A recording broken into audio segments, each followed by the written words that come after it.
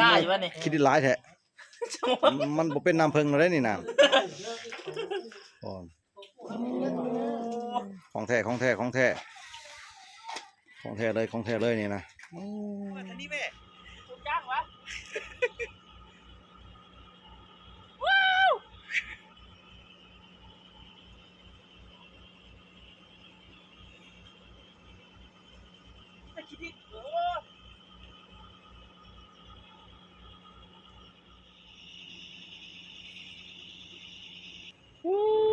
แต่บุเลยนี่ทุกคนนี่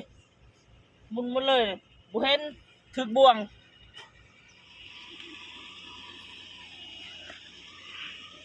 มีตะขี้ดินเป็ดกินอยู่อันนี้เป็นอยู่ปะให้มันนอนเนาะทุกคนขุดไปถึกบ่วงเพิ่งโกน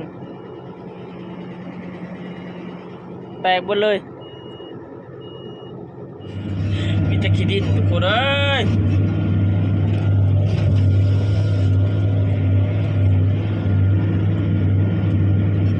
ทุกคนทั้งมันใหญ่เต้ตัวนี้ทุกคน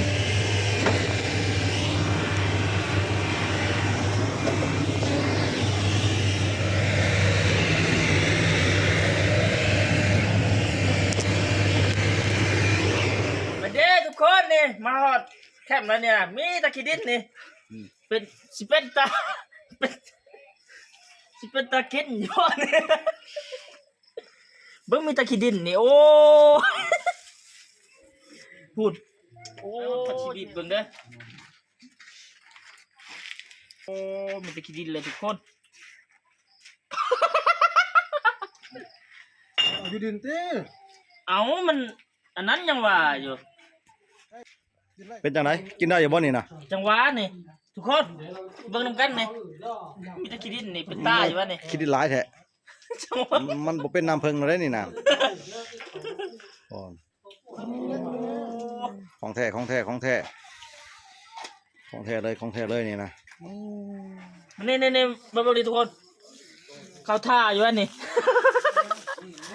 อาโคนี่มีตะขี้ดินนี่โอ้เสียดายขนาดทุกคนเลยบ่เห็นหั่งมันละขุดไปละไม่มันอยู่พื้นเนาะครับบ่เห็นแต่ก่อนนะขุดไปแล้วมันถึกงามันละแตก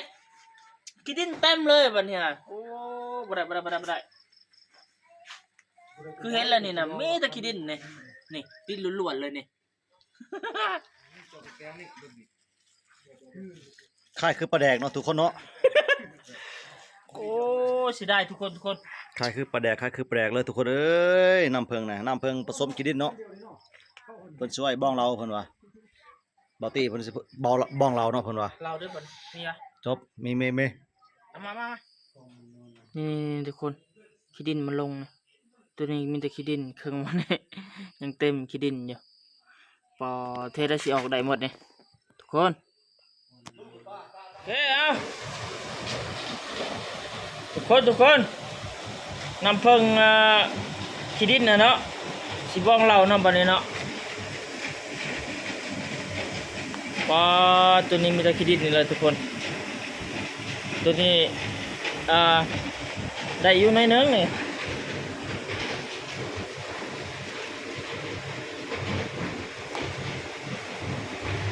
กูใส่เลยปะ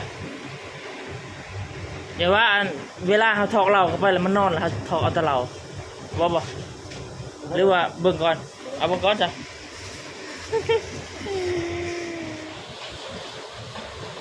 เอาเบิ่งกันทุกคน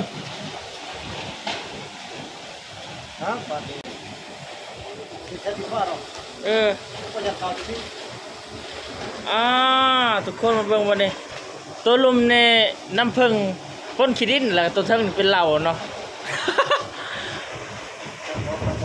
จะได้มาเนี่ยอ๋อมันคือเห็ดตุงหน่วงสลัดมือเอาขี้ดินล้วนๆเลยวะเข้มข้นกว่านี้นะทุกคน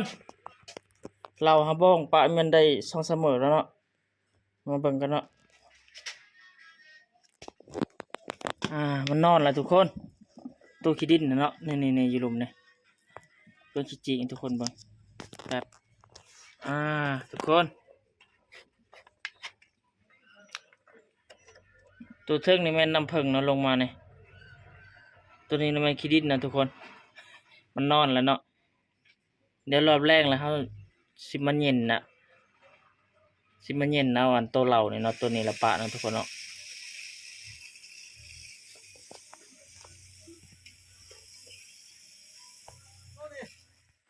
เอาซิมนะ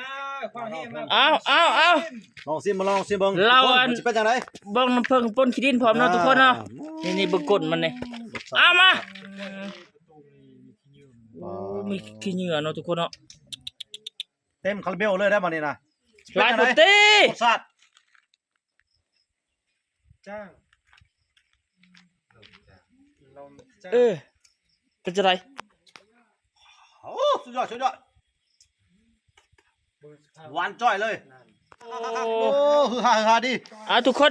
เอานี่ โอ้สุดยอด บ้องอันน้ำผึ้งป่นขี้ดินเนาะนี่เนาะนี่ ตอนนี้ก็ซิมแล้วเรียบร้อยแล้ว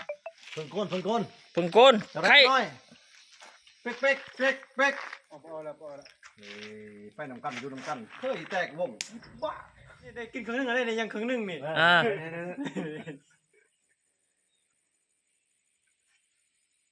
มันบ่ได้จ้างเลยเราตัวนี้เฮาซื้อคนละห้านได้เฮาซื้อนี่เลยห้านนี่บ่จ้างห้านนี่ห้านน่ะจ้างเฮาซื้อมันนั่นน่ะ